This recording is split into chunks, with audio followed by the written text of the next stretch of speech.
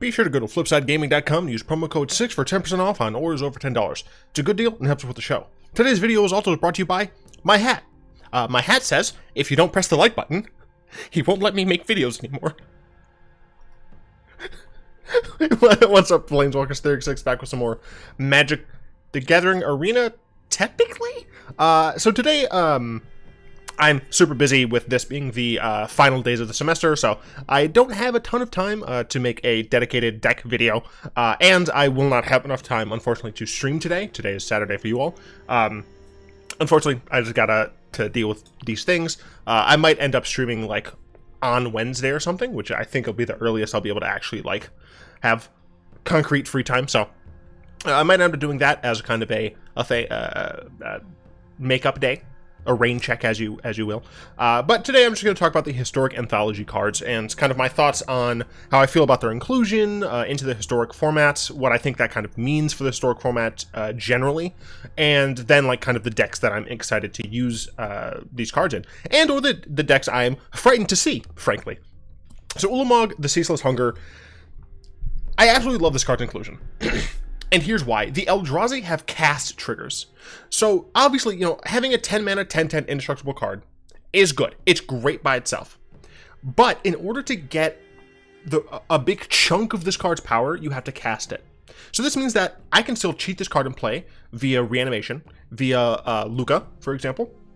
But I'm not going to get the primary, or not the primary benefit, I should say. The primary benefit, frankly, is having a 10/10 indestructible creature. But I'm not going to get that big boom of exiling 2 target permanents unless I cast this card. And the thing is, in Arena right now, it shouldn't technically be all that hard to cast an Ulamog. And that, I think, comes to my first deck that I'm frightened of seeing. And that is essentially Simic Ulamog. We all know Simic has a bunch of great ramp tools, and the ability for them to just, you know, play a Nissa on 5, or, I mean, frankly, a Nissa before 5, and then play an Ulamog the following turn is horrifying to me, because they'll cast it, they'll blow up your stuff, and then they can start milling you, because this is not a put it in graveyard, this exiles the cards. So, Ulamog, definitely frightening in the Simic ramp decks.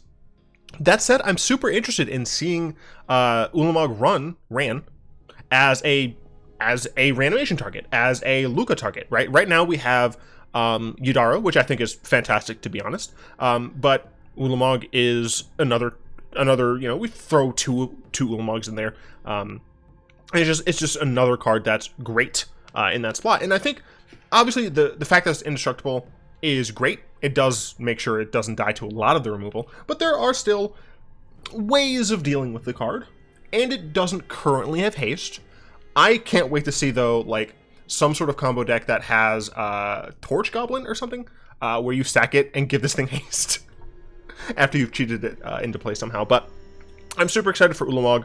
I am a little disappointed, and we'll get a little bit more to that as we move on, but Ulamog and Phyrexian Obliterator do seem to be kind of like those real big splashy cards, and they show those off, like, immediately. So it kind of feels like it went down, but in general, I really like this. Also, I love the Eldrazi. That's one of the things that you don't see in my channel's branding. I mean, I guess I have a Phyrexian, an Eldrazi on my YouTube banner now, as well as my Twitter banner.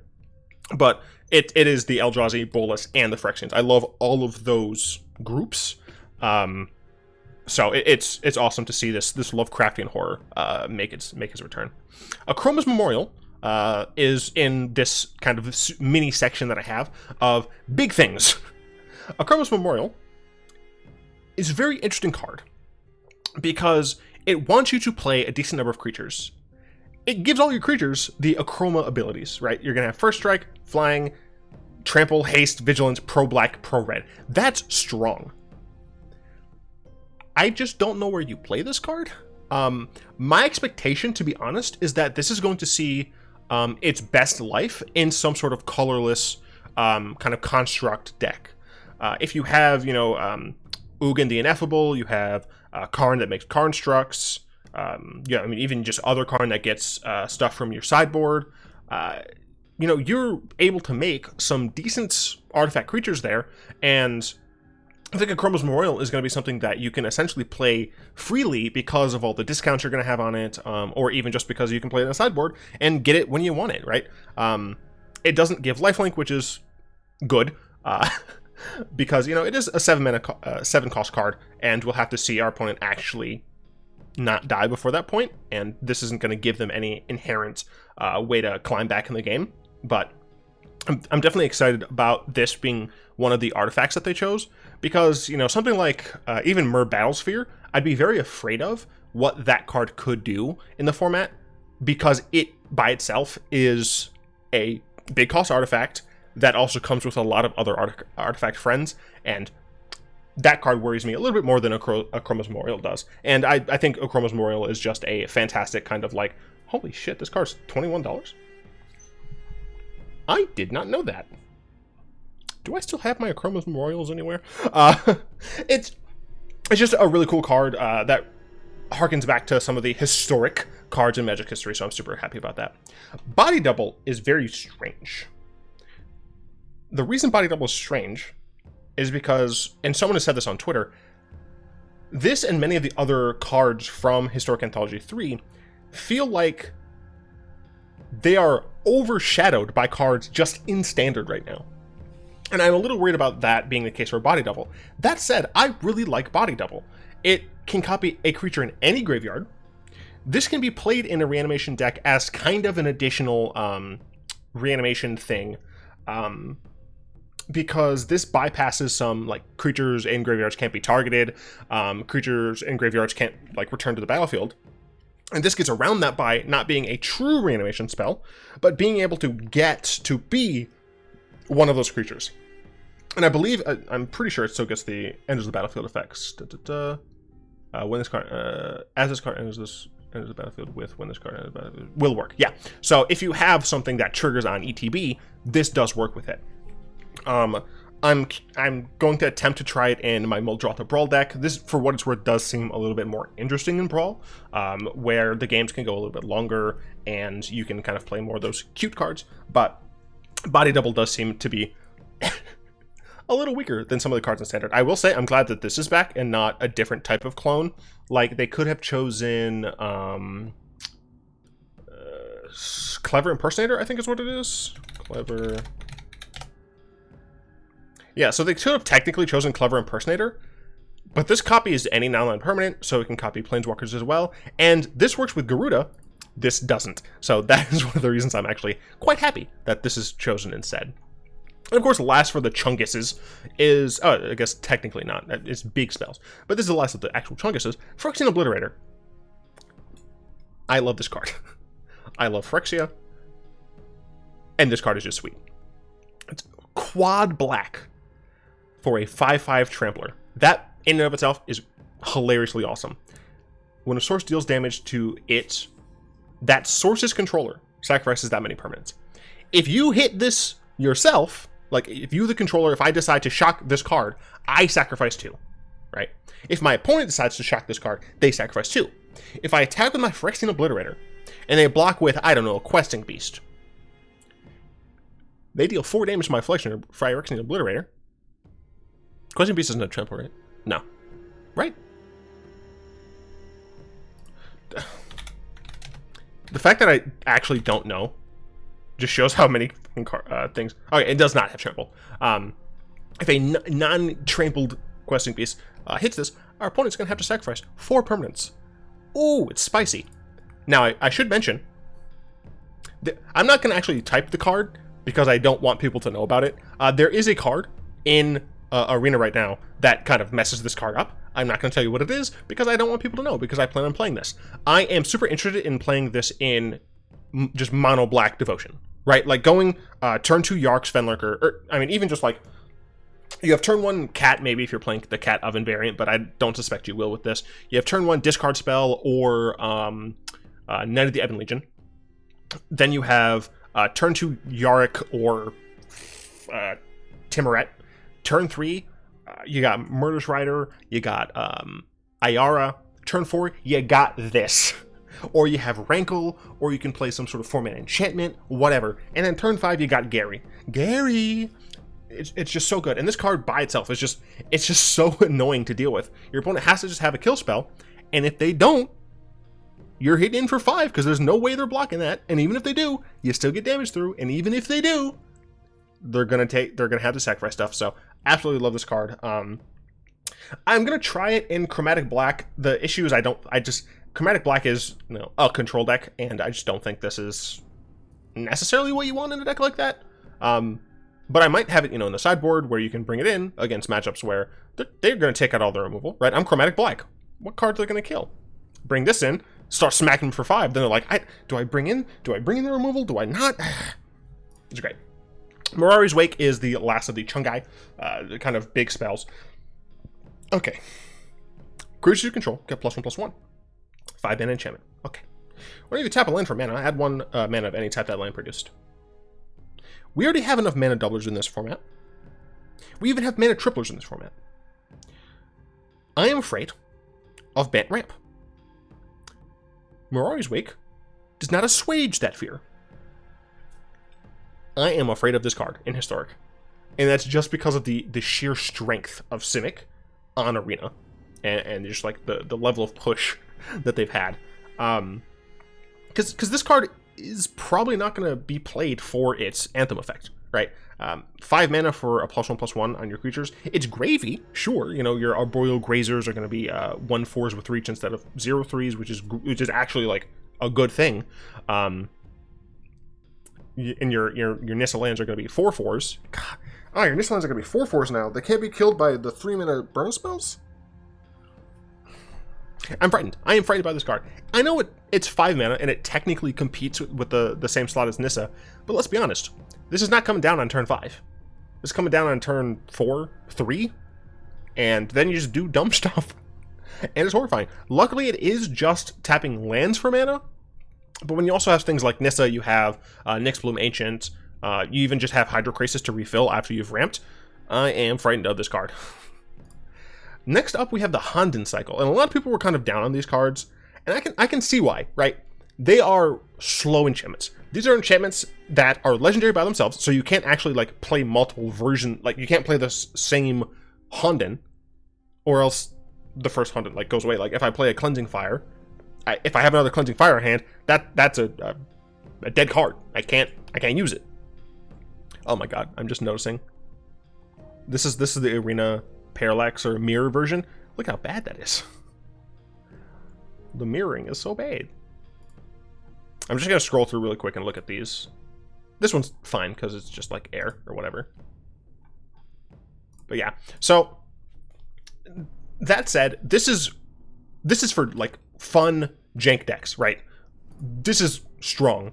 This is a little more on the fun side, a little more on the kind of wacky side. Same here. This is strong. This is strong. These are meant to be played in like, you know, Honden only decks, or I have an enchantment deck that it's Mardu. I'm gonna see, you know, how these the white, black, and red ones slot into that, and I might have sufficient enchantments to just kind of go 5 colors even. Because of Fires of Invention, and I know a lot of people dislike Fires of Invention, but if I'm playing Fires of Invention in a meme-ass enchantment deck, I think it's justifiable. But, you know, the fact that I have Fires of Invention, Idyllic Tutor, I can have this fun Enchantment Matters deck, even if it's not good. I really do appreciate that Wizards decided to put this cycle in. And I need to specify, I am glad that they put this cycle in. We'll get to some other cards in a little bit, but I'm super glad about this. 4 mana at the beginning of each of your upkeep. Gain 2 life for each shrine. This is very slow. In let's say we're mono white. On turn 4, we play this card. It does nothing. Next turn, we get 2 life. If we play other Honden, because remember, you can get max 5 of these, because they are legendary. If I play another Honden, I have to wait until the next upkeep for both of these Hondens to still be there, for me not to be dead, and then I gain 4 life. So I will admit, these cards are incredibly slow, but I do like them. This card is 5 mana, but you get to draw a card at the beginning of each turn for each shrine, which is obviously great. This one is awesome because it's kind of the inverse of this, except obviously it costs less because this effect way stronger than this effect. Honden of Infinite Rage deals damage to any target equal to the number of shrines you control. Now, for what it's worth, this is only 3 mana. Possibly could have been 2, but it might have actually been too good at 2. I wasn't around for Champions. But, you know, you get to, at the very least, like, ping something every turn. That's not terrible. If you get two shrines out, this card becomes pretty decent. You know, shocking something, anything, right? Planeswalker, creature, face, at the beginning of your turn, that's helpful. So I really actually like Honden of Infinite Rage. And then Life's Web. This costs the same as the blue one. I don't really get. You get a spirit for each shrine you control. A 1/1 with no abilities every upkeep. I don't think it's worth 5, but whatever. Now we have a cycle of flashback cards. It's not a true cycle, but there's one for each color. Flashback, you can read here what it does. Flashback is a great mechanic. I will say, I am incredibly happy at the choice of exclusions. So, I'll get to the inclusions for each individual color, but I am very happy that they did not put Think Twice here. Think Twice, in my opinion, would have been too good. Same with Moment's Peace, even maybe Bump in the Night, right? Momentary Blink, I think, is the strongest. Yeah, Momentary Blink is the strongest of these. They already have kind of a white-blue Blink style deck possible in Arena.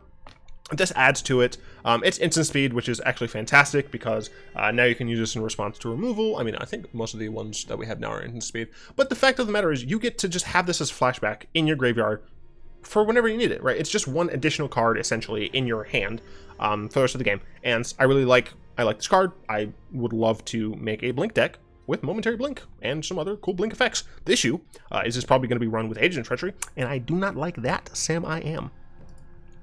Silent Departure and Merchant.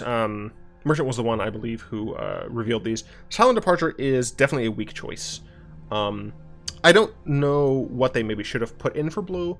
It's possible that this is that all of these cards are kind of put in here not just for Historic, the constructed format, but also for Cube Sealed or Cube Draft. Sorry, because yeah, Cube Draft essentially is just the cards on Arena, so it's possible that this is there for Cube Draft. And you know, I remember playing in Innistrad Draft, and this card was, you know, fine. Being able to double up on a bounce effect is nice. It's not instant, which is not nice, and the flashback for it is 5. You know, it is a lot, but in general, I think this is fine. I'm actually going to really quickly check like what other blue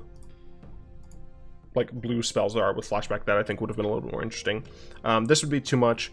I think Deep Analysis would be probably too much, to be honest. Dream Twist would have been funny.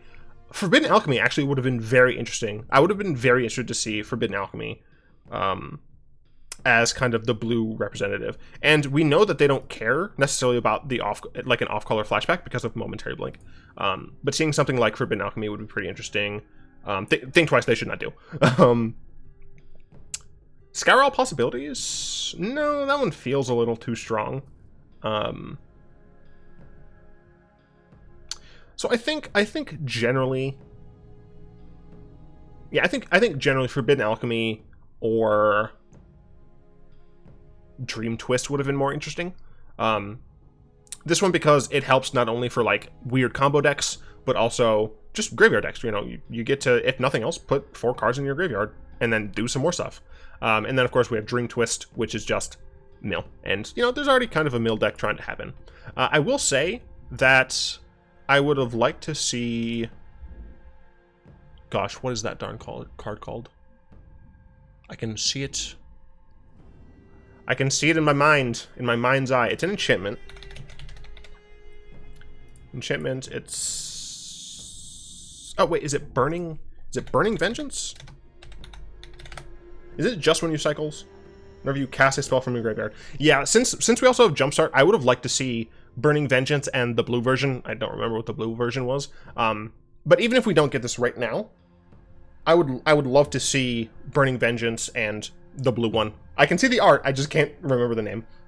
I'd like to see those in a future anthology, just because, you know, we have a few flashbacks, we have Jumpstart, we have a decent number of creatures who can be cast from the graveyard. If nothing else, we have Brokos. So I like the idea of having these build around enchantments, especially at a low cost. Chainer's Edict. This is just a good old-fashioned target player sacrifices permanent. Right now we have Liliana's Triumph, I think. Liliana's. I messed all that up. Lil, try. I don't remember what it was. This is an instant, but it, you know, essentially, you have to consider, do I want the instant speed? Because you're rarely ever going to get this Liliana, each opponent also discards, you know? That's meh.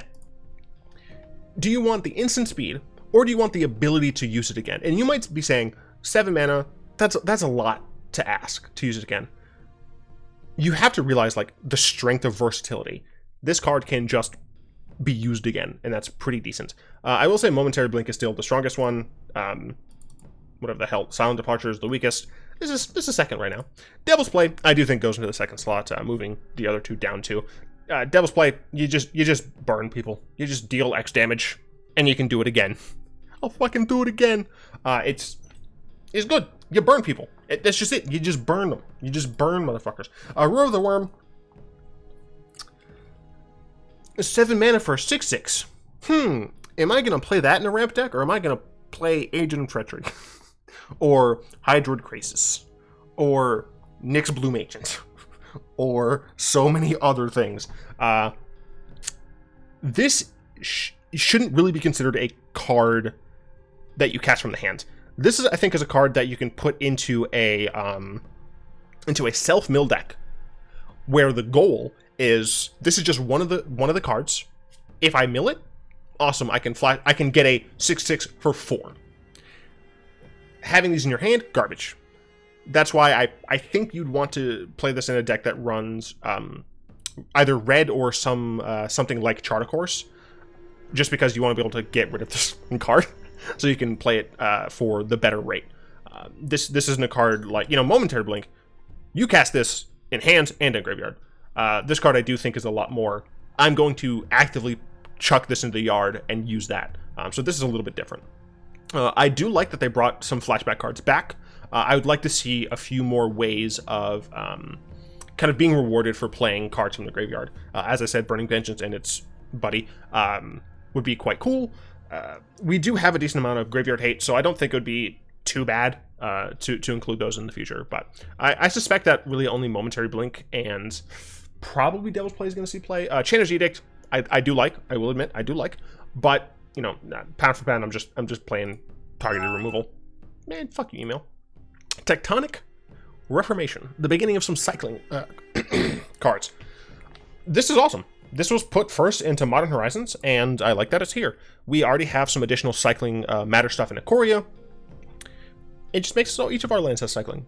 You know, we're not gonna be paying some exorbitant price for our extra land cycling. Obviously, it has cycling red, which does mean you're going to be pretty much base red, but you just get to turn your lands into something else. If you have any, you know, discard matters or even just specifically cycling matters cards, this is great. Obviously, we're going to get Amonkhet block back soon, which means that we're going to get that set's cycling and discard spells matter cards. So I'm very interested to see how this shakes up. Obviously, it's nice that it has cycling itself. I don't know, because we do have the 2 mana Omen of the Seas or whatever. So it's possible that we might see a kind of even deeper mixture of the like Izzet cycling deck with the Izzet Draw 2. Because I know Izzet Draw 2 does play the Omen. I think it's an Omen. I don't know what it is. But I'm fairly sure they play that. But, you know, maybe we'll see something like this, because that way they don't have to worry about their mana base as much. Gem Palm Polluter. Yes. Yes, yes, yes. Yes, yes, yes. this card is not a 6-mana 4/3. This card is a 2/2 draw card. Essentially can't be countered. Target player loses some life. I absolutely love this card being included for zombies. I love zombies. I will be playing some in zombies. I will say, I think this is best in the mono black zombies variant, because the double black on the cycling it's not too bad, but excuse me, I found that the mono black deck has a little bit more room for things, as it were. So I'm very excited for this. We also have Gen Palm Incinerator. This one is scarier because it's also just like fine to cast this as a 3-mana 2/1, because sometimes you just need to cast goblins. But this one is removal for goblins that happens to just be a goblin and has a cheap cycling cost and draws cards. This is not bad. You know, goblins on Arena will want some sort of removal, but you know, some of that removal is essentially dedicated as burn, and you really don't want to lose that reach. So if you can include a couple of Gen Palm Incinerators to just be like, yeah, cool. If I really need another goblin, I'll play this as a goblin. Otherwise, I'm just going to cycle it, draw a card, and kill your biggest creature because of all of my tiny goblins. You die. So it's interesting. The issue is that we don't have all of the Gen Palms. There was one for like humans, soldiers. Okay. So we don't have Sorcerer. We have a Wizards deck on Arena. It's blue-red Wizards. I don't know why they didn't choose to include this one. It gives them all flying. Like, obviously, some of the Wizards already have flying. This doesn't seem like too strong. We don't have a Soldiers deck on Arena. We might if we have this. I actually don't know the makeup of the Soldiers, but we might if we have this. We absolutely have Elves. And it's 4 mana. I think this would probably be fine in an elf deck. It's also just a 2-mana 2/2. I am a little disappointed that, you know, they gave us all the Hondens, but they didn't give us all the Gem Palms. It would have been nice, in my opinion, to see all the Gem Palms. I had some cards from Legions as my first cards, and I had Gem Palm. I had Polluter, I had the Avenger and the Strider. And they're cool cards to me, so it's a little unfortunate. Instead, we do have Crozen Tusker, cycling card. We search for a basic land card and put it into our hand, and then we shuffle our library. This is similar to Sheffet Monitor, which is why I'm a little confused. Right, Sheffet Monitor is a card we're going to get back. We are going to get this card. If they don't give us back Sheffet Monitor, I'm actually going to be upset. This is a 6-mana 6/5 cycling 4. This is a 7-mana 6/5 cycling 3. So this has a cheaper cycle than this. But this, you get a basic land or a desert and put it onto the battlefield. This, you get a basic land card and you put it into your hand. Generally speaking, this card's better. We're getting this card back, which is why I'm a little confused as to why we got this instead of the green Gem Palm, the Strider. That said, you know, it's still fine. It doesn't have any evasion though. This is more of a, honestly, this is more of a Brawl card, or frankly a Commander card. I've been struggling so much with Brawl recently because I have to only play 60 cards. Like, seriously, it's too much. Enchantress's Presence. We move on now to some of the cards that are being added essentially to archetypes we already have, or cards that will hopefully give new archetypes. Enchantress's Presence is for enchantment decks. Who would have thought? Whenever you cast an enchantment spell, draw a card.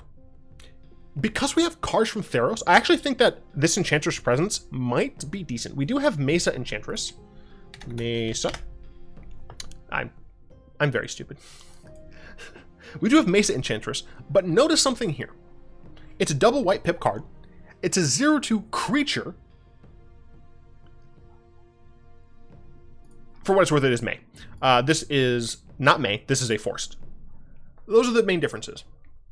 Because this is just an enchantment and not a creature, I actually think that this, you know, I saw a couple of people say this Enchantress isn't going to be a deck on Arena because of the fact that we already have Mesa Enchantress, and we don't see that. That girl is flimsy, right? She will die to a gust of wind. Enchantress Presence is harder to deal with. Obviously, it still can be dealt with. but not as many people are running dedicated enchantment removal in the main deck as they are just cards that incidentally even kill Mesa Enchantress. She dies to a shock, right? So I do think that we might see some interesting stuff here. Obviously, we still have Ceaseless, whatever her name is, at 3. So, maybe it's not going to be the biggest of things. But the fact of the matter is we have some cool Thorosian enchantment creatures, and we just generally have a few cool enchantments. So I like the inclusion of this. Whether or not it's going to be as successful as something like Serra Ascendant in making the white life gain deck, viable, who knows? Tempered Steel. This is interesting. Tempered Steel is a way to have our affinity decks be a little stronger, but this is with double white. So it does kind of restrict the colors that you can be in.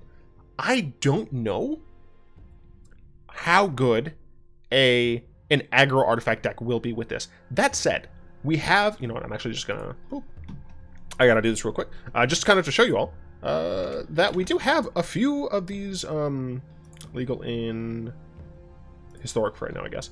And their CMC is 1. We do have a couple of decent one CMC artifacts. We have Gingerbrute, Inquisitive Puppet. Technically, this is fine. This is the weakest, in my opinion. This is the best, or the best of these two. Sorry. We have some 1-drop artifact creatures. Tempered Steel might not be terrible. We have Steel Overseer. I don't know many more, but I do like this. Also, for what it's worth, you could just play this in some sort of weird, servo-only list, where you're playing probably Jeskai, and you have Dovin, you have Saheeli, you have... God, what is that dude's name? Sai, Master Thopterist. You have cards like that. And you just get servo tokens, and they're 3/3s. There are a couple of ways that this can go, and I hope that it is a deck. I think it's cool. Swan Song. Okay, counter target enchantment instant or sorcery spell. Its controller creates a 2/2 blurred with flying. This can't counter creatures. It can't counter planeswalkers. But it can counter like everything else. I don't think this is going to be strong, but I'd be lying if I said I wasn't worried about it. I think that it, obviously right now we have Mystical Dispute for kind of the control mirrors.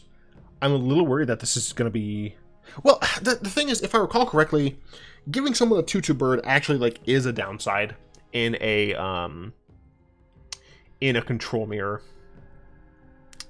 I don't know, maybe I'm dumb. This card's actually probably fine. Timely Reinforcements though, hooey. Azorius Control, here we come. This card is strong. This card saw a ton of play in Standard when it was around. I was there, I know. It's just so good. Gaining 6 life and getting 3 chump blockers off a single card is amazing. Against just general burn, this card's going to be great. Obviously, the Gruul decks have fucking Embercleave. They have Questing Beast, so you can't chump block this. They have Gruul Spellbreaker, so they trample over this. They have a lot of ways of getting around this. But even still, this is just another it's another tool in the arsenal of white-based control decks, and I love it. I just love it. I love it. I played this when it was in Standard. It was fun. It was cool. I do not think that this will be oppressive in the formats. I mean, if this is what the control decks are doing, I much prefer that over. I'm gonna go ahead and counter your spell. Then I'm gonna counter your spell. I'm gonna cast Teferi. I'm gonna hold up counter magic. I'm gonna counter your spell. I'm gonna bounce this, play the second Teferi, draw a card, untap some lands. I'm not gonna counter that spell. I am gonna kill it though. All right. So if this is away, I'm fine. Ratchet Bomb. Put a charge counter on Ratchet Bomb. Sacrifice Ratchet Bomb. Destroy each non-land permanent with converted mana cost equal to the number of charge counters. It's very similar to Blast Zone, except it's an artifact. And you just tap. You don't have to put any extra mana into it. I like this card. It might see play in sideboards. I don't know. I really don't know. It's cool though. This one I don't have much to say. I'm actually going to skip this next one. I'm going to go to this one. Ancient Ziggurat. Add 1 mana of any color. Spend this mana only to cast a creature spell. 5 color something? 5 color only creatures. Here we come, I guess. this lets you just cast all the creatures you need. Obviously, you can't cast non-creatures, but it's for creatures. I can't think of any decks that need this. I can't think of any decks that need this, but it's probably fine. Maybe you can play it in, like, I don't know if there's enough support for, like, a all-creature Niv deck. But possibly there. Yeah, I don't know. You really want to play this in a creature deck that runs at least 4 colors? Yeah, you don't need this in a 3-color creature deck. Unless you're a super aggressive creature deck, right? Because then you don't want to play a bunch of tap lands, right? I don't know. I don't fucking know how to evaluate this card. This card, though, oh boy, I know how to evaluate this card, and bada bing, bada boom, that's insane. It enters tapped. Sure, who cares? Tap to add 1. Sure, who cares? 3 mana. Tap.